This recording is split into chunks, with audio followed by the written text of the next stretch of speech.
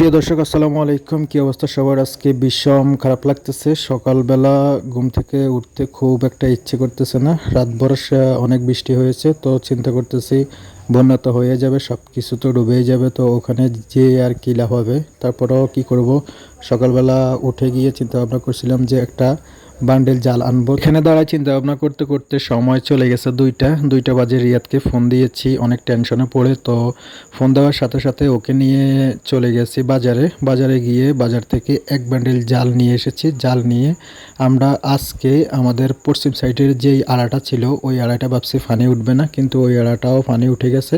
তো আজকে এই জালটা সুন্দর করে দিয়ে দিয়েছি। এখন মোটামুটি চারপাশে আমাদের জাল আছে। আশা করি এখন রিস্ক একটু মুক্ত আছি। তারপরেও যদি নসিব থেকে চলে যায় তাহলে তো কিছু করার নাই, আর যদি বন্যা হয়ে যায় তাহলে বিকল্প ব্যবস্থা নেওয়ার পদক্ষেপ নিয়ে রাখছি। তো আজকে আমরা কাজগুলো সম্পন্ন করার পরে চিন্তা করছি চারপাশটা একটু ঘুরে আসবো, কোথাও কোনো প্রবলেম আছে কি না। তো সেই চিন্তা অনুযায়ী আমরা পশ্চিম পাশ দিয়ে যাওয়া শুরু করব। ওখান থেকে দেখতে দেখতে একদম পুরা চারপাশটা ঘুরবো, ঘুরে কোনো সমস্যা থাকলে সমস্যাগুলো সমাধান করে দেব।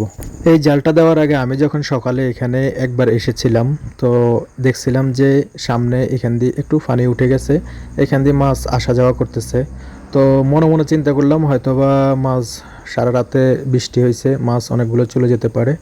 তো অনেকক্ষণ দাঁড়াইছিলাম, পরে দোকানে গেছিলাম, দোকান থেকে মাছের খাবার নিয়ে আসি, একটু মারছি।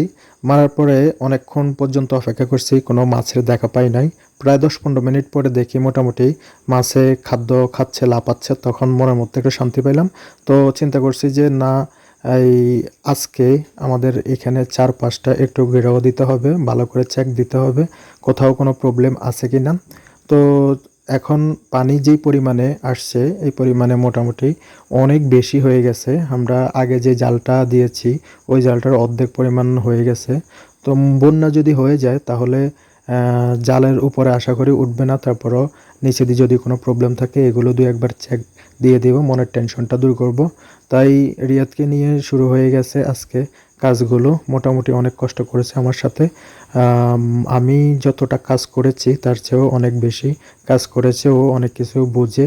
মোটামুটি আমার জন্য একটু সুবিধা হয়েছে। ধন্যবাদ রিয়াদকে। সবচেয়ে বড় বিষয় হচ্ছে এটাই, লাগাতার 2-3 দিন যদি বৃষ্টি থাকে তাহলে সব এলাকাতেই জলবদ্ধতা সৃষ্টি হয়ে যায়। কারণ পানি নিষ্কাশনের যে জায়গাটা, এই জায়গাটা দেখা যায় অনেক সময় মানুষে ভরাট করে ফেলে ক্ষমতার জোরে, নিজের জোরে, হেমাগতি দিয়ে। আর সেই ভরাটের কারণেই এই জলবদ্ধতার সৃষ্টি হয়। ধন্যবাদ সবাইকে, ভালো থাকবেন, সুস্থ থাকবেন। আল্লাহ।